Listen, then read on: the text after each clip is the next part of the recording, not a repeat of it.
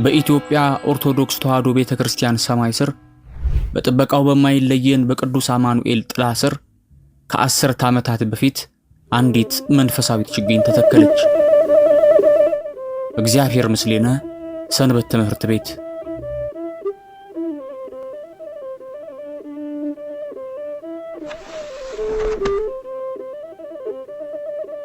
ዛሬ 60 ዓመታትን አስቆጥራ ስናያት ይቺ ችግኝ አድጋ በብሩህ ወጣቶች ፈክታ በተላላቅ አባቶች ተመርቃ የአልማዝ ኢዮቤልዩን እያከበረች ትገኛለች። 60 ዓመታት 60 ዓመታት በዝማሬ 60 ዓመታት በትምህርት 60 ዓመታት በተለያዩ ዘርፈ ብዙ አገልግሎቶች 60 ዓመታት በጽናት በዚህ ረጅም የጉዞ ታሪክ ውስጥ ደግሞ ስሙ ለብዙዎች ናፍቆት ለብዙዎች የህይወት መለወጫ ምክንያት የሆነ አንድ ታላቅ መንፈሳዊ መርሃ ግብር አለ። ፍኖተ ሕይወት። ለመሆኑ ፍኖተ ሕይወት ምንድነው? ትርጉሙስ? ፍኖተ ሕይወት ማለት የህይወት መንገድ ማለት ነው። ክርስቲያን በምድር ላይ እንግዳ ተጓዥ እንደመሆኑ ይህ ጉዞ ምድራዊ ቱሪስትነት ሳይሆን ሰማያዊ በረከትን የሚሸምትበት ሂደት ነው።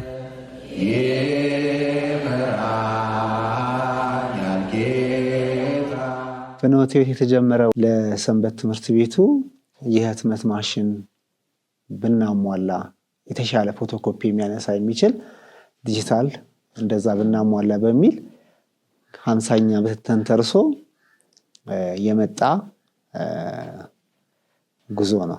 አንደኛ 50ኛ ዓመትን ምክንያት አድርገን እድሜ ለንስሐ ዘመን ለፍስሐ የሚሰጥ ፈጣሪያችን እኛን እዚያ ቆይቶ ለዚህ ካበቃን ዘንድ በ50ኛ ዓመት ውስጥ ምንድነው ልናበረክት የሚገባው አሁን በስተመጨረሻው ለዚህ ትውልድ ብናስቀር የሚል ነገር ቅርስ የሆኑ ነገሮችን ለመስራት የተነሳሳ ነው። ከዛ የትምህርት ቤቱን ጥሪ አክብረን በመጣንበት ጊዜ ሁለት ነገሮች ተነጻጻሪ የሆኑ ነገሮች አስፈላጊ ሆነው ተገኝተዋል። አንደኛው የማተሚያ ማሽን ግዢ እንዲከናወን ነው የመጀመሪያው። ለዚህ መነሻ የሆነን ደግሞ እዚህ ዲፕሊኬተር ነበረች እኛ በልጅነት የምናባዛባት መዝሙር ምናምን ጥቅሳቅሶች የትምህርት ነክ ነገሮች ሁሉ የሚባዙባት ነበረች እና እሷን በኤግዚቢሽን ላይ ባየንበት ጊዜ ለሰንበት ቤቱ ምን ማበረከት አለብን የሚል ሐሳብ ተነሳሳን። ስለዚህ በዛ መሰረት ኮሚቴ መዋቅር ተዋቅሮ ማሽኑ እንዲገዛ ተደረገ። ከማሽኑ ጎን ለጎን ለየት ያለ ታሪካዊ የሆነ ቅርስ ሆኖ ሁሉንም ሰዎች ሊያስተምር ወጣቱን ሊገነባ የሚችል ፍኖተ ሕይወት በሚል እንዲመሰረት ተደርጓል።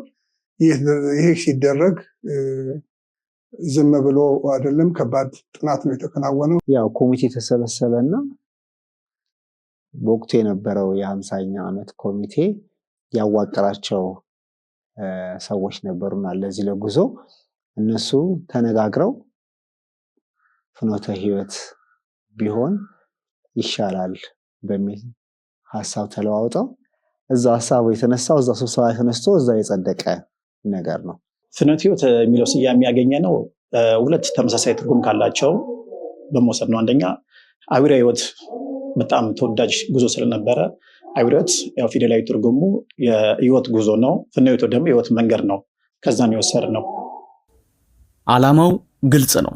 ምዕመናንን ከዕለት ተዕለት የኑሮ ግርግር ወጣ ብለው ወደ ገዳማትና አድባራት በመሄድ ታሪክን እንዲያውቁ በመንፈሳዊ ትምህርት እንዲታነጹና እርስ በርሳቸው በክርስቲያናዊ ፍቅር እንዲተሳሰሩ እንዲሁም ድጋፍ የሚሹ አብያተ ክርስቲያናትና ተቋማትን ማገዝ ነው። ዛሬ ላይ ቆም ብለን ስናየው ፍኖተ ሕይወት ለሰንበት ትምህርት ቤታችን ቋሚ ተጓዥና አገልጋይ ምዕመናንን ያፈራ የበረከት ምንጭ ሆኗል።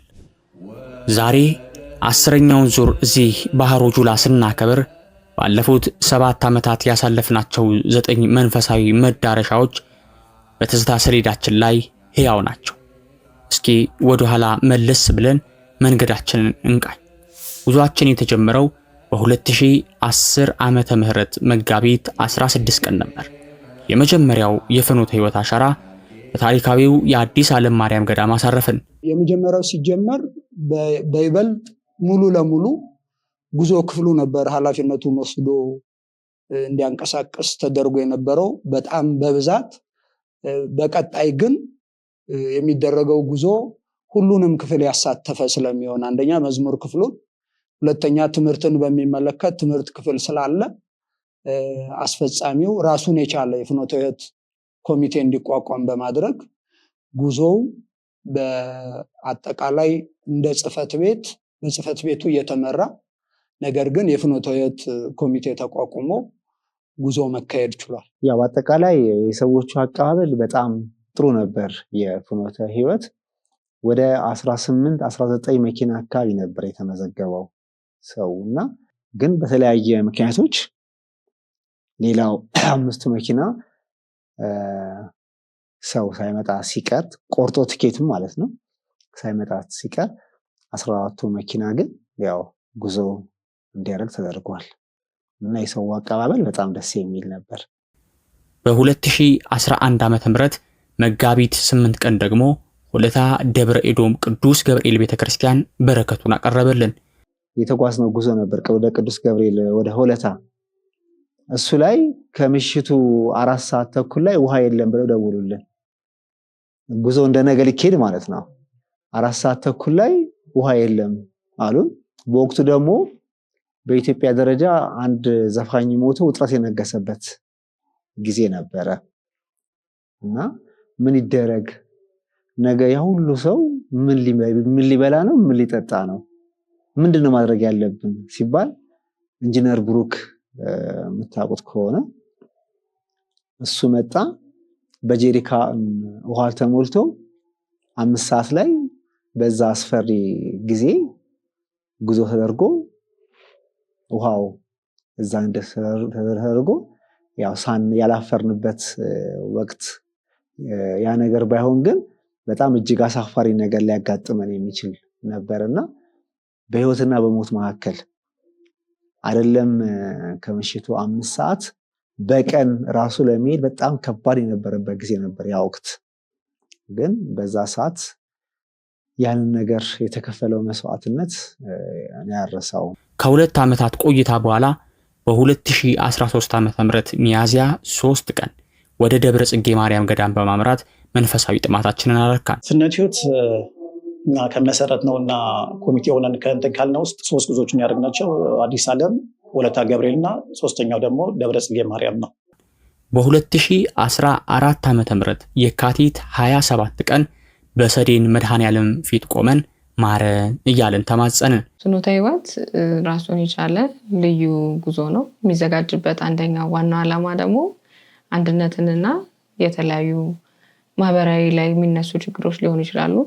በጉባኤ ብቻ መፈታትና መመለስ የማይችሉ ችግሮች ካሉ እነዛ መጠይቆች ተሰብስበው የሚመለሱበትም ጉባኤ ስለሆነ ሁሉም ሰው የህይወቱን ጥያቄ እንዲጠይቅ የተደረገበት መንገድ አንዱ ትልቁ መሰረት ያለው ነው። ምክረ አበው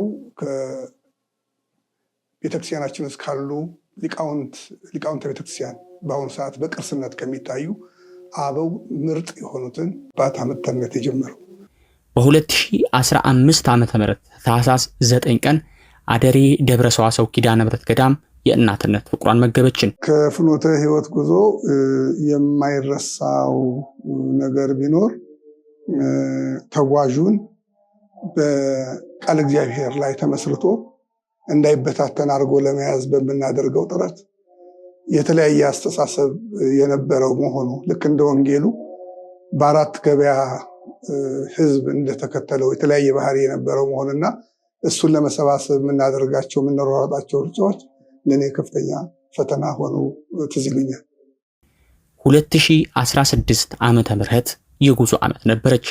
በታኅሳስ 7 ቀን ወደ አሌልቱ ካራ ደጋ ደብረገነት ቅድስት ሥላሴ፣ በዚያው ዓመት ሚያዝያ 13 ቀን ደግሞ በመካነ ሕይወት መድኃኔዓለምና ቅድስት አርሴማ በረከትን ሰበሰብን። ለከርሞ በደንብ ልናየው ቃል ገብተን መቄዶንያንም ከማየት አልተገታንም። የሄድኩት በተለያየ አይነት በአገልጋይና በተጓዥ ነበረ። ከነሱ ላይ 2 ጊዜ በአስተባባሪ ሄድኩበት ጊዜ ላይ አንደኛው ላይ ሰዓት እየመሸ ሆኖ የተለያዩ እቃዎችን በጣም በጥድፊያ እየሰበሰብንበት የነበረውን አጋጣሚ አልረሳውም። የዛሬ ዓመት በ2017 ዓ.ም ታህሳስ 13 ቀን ዳግም ወደ ሆለታ በመመለስ በደብረ ገነት ኪዳነ ምሕረት ተገኘን። ፍኖተ ሕይወት 9 ጊዜ ተዘጋጅቷል። 9ኙንም ተጉዣለሁ። 9ኛው ዙር ግን እየተለየ ነው። ሚያዝያ 13 ወደ መቄዶንያ ጉዞ ስለተዘጋጀ ሁላችሁም እንድትገኙ እንድትመጡ መቄዶንያ የሚረዱ አረጋውያንና የአእምሮ ሕሙማንን ጠይቃለሁ። በ2017 መጋቢት 28 ቀን መቄዶንያ የአረጋውያንና አእምሮ ሕሙማን መርጃ ማዕከል በመሄድ ክርስቲያናዊ በጎ አድራጎትን በተግባር አሳየን። በአሁኑ ጊዜ ሰንበት ትምህርት ቤታችን ከተመሰረተ ከ1958 ጀምሮ እስካሁን ድረስ 60ኛ ዓመቱን ለማክበር በዝግጅት ላይ ይገኛል። ይህን ዝግጅት 59ኛው ዓመት ሲከበር ጀምሮ ዓመቱን በሙሉ በተለያዩ ዝግጅቶች በማክበር ላይ እንገኛለን። እማማ ምስሌነ እናት ማህበሪ ዛሬ እነሆ 10ኛው ዙር ፍኖተ ሕይወት ከሰንበት ትምህርት ቤታችን 60ኛ ዓመት የምስረታ በዓል ጋር ተሳስሮ ታሪክ እየሰራ ይገኛል። መዳረሻችን ሃሮ ጁላ መድኃኔዓለም ቤተክርስቲያን ነው። የዛሬው መሪ ቃላችን የዓለም ሁሉ መድኃኒት ዛሬ ተወለደ የሚለው የታላቁ የቅዱስ ያሬድ ቃል ነው። ዛሬ እዚህ ስንሰበሰብ 60 ዓመታትን ያሻገረንን ፈጣሪያችንን ያመሰገንን ነው። በመኪና ውስጥ የነበረን ትምህርትና ዝማሬ ዛሬ እዚህ ለመድኃኔዓለም ፊት እንድንቆም ስንቅ ሆኖናል። እንግዲህ የዓለም መድኃኒት ዛሬ ተወለደ ስንል ያው እንደ ቤተክርስቲያናችን አስተምሮ እርቅ በማህፀን ነው የተወጠነው። ያ በማህፀን የተወጠነ እርቅ ደግሞ በክርስቶስ መወለድ ነው። የሰው ልጆችና መላእክት በአንድነት ያመሰገኑት በማህፀን የተወጠነው ክርስቶስ በተወለደ ጊዜ ደግሞ ስብሐት ለእግዚአብሔር በሰማያት ወሰላም በምድር ስምረቱ ለሰብእ ተብሎ ለሰው ልጆች ሰላም አንድነት ሆነ ተብሎ የተነገረበት ስለሆነ አንድ። ሁለተኛ የሰንበት ትምህርት ቤታችንም ስም እግዚአብሔር ምስሌነ እግዚአብሔር ከኛ ጋር ሆነ ነው። አማኑኤል የሚለውም የእርሱን መወለድ የሚገልጽ ስለሆነ እንግዲህ የተመረጠው ወቅቱም ከልደት ጋር የሚሄድ ነው። የመጨረሻው ሳምንት ነው የሚሆነው። ከዛ በኋላ ልደት ተብሎ ስለሚነገር ያሉት ቀናት ከብርሃን ጀምሮ እየተቆጠሩ መጥተው በመጨረሻው እሁድ ላይ ስለሆነ ጉዞውን የሚያደርገው እንግዲህ ከዛ ጀምሮ ስለ ክርስቶስ መወለድ የሚሰበክበት የሚነገር ስለሆነ እንግዲህ የተመረጠው መሪ ቃል ከጉዞ ጋር አብሮ ይሄዳል ብዬ አስባለሁ። ወጣቶች ሆይ ተመልከቱ፣ ይህ ታሪክ የእናንተ ነው። ይህ አገልግሎት የእናንተ ነው። ፍኖተ ሕይወት እንዲቀጥል ሰንበት ትምህርት ቤታችን ለሚቀጥሉት 60ና 100 ዓመታት ከዛም በላይ ዓመታትን ብርሃን ሆና እንድትቆይ እናንተ መንፈሳዊ ቅናት ታጥቃችሁ መነሳት አለባችሁ። እንግዲህ በካቴድራሉ እየተካሄደ ያለው ልማት በጣም ስንናፍቀው ስንመኘው የነበረው በሌሎቹ ቦታ አይተን የምንቀናባቸው ነገሮች ናቸው። ስለዚህ እግዚአብሔር ፈቅዶ ሁሉ ነገር በጊዜው ነው የሚሆነው። በጊዜው ስለሚሆን አሁን እግዚአብሔር የፈቀደበት ጊዜ ነው። ሐዋርያትም የጌታ ፍቃድ ይሁን ብለን ዝም አለን እንዳሉት እስካሁን ድረስ በነበረው ሂደት አልፈን ዛሬ ላይ ደግሞ ይሄንን ማየት በመቻላችን እንግዲህ ቅዱስ አማኑኤልን እናመሰግናለን።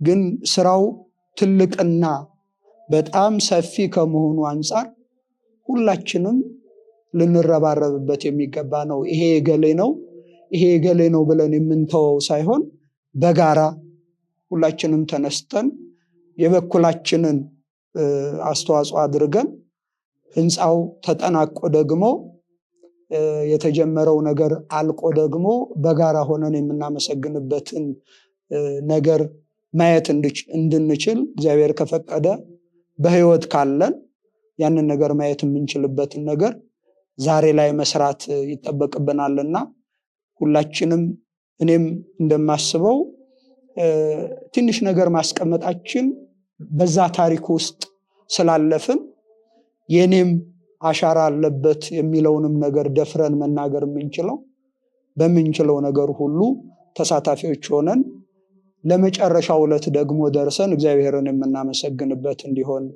እመኛለሁ። አመሰግናለሁ። ይህ ዶክመንተሪ መታሰቢያነቱ በዚህ አገልግሎት ደከመኝ ሰለቸኝ ሳይሉ ላገለገሉ አሁን በህይወት ላሉና ለሌሉ አባቶችና እናቶች፣ ወንድሞችና እህቶች ነው። የእነሱ ድካም ዛሬኛን ለዚህ አብቅቶናል። የናዝሬቱ ኢየሱስ ከአንገቱ ዘንበል ብሎ 60 ዓመታት በአገልግሎት 10 ዙሮች በበረከት ፍኖተ ህይወት ይቀጥላል። እግዚአብሔር ይመስገን።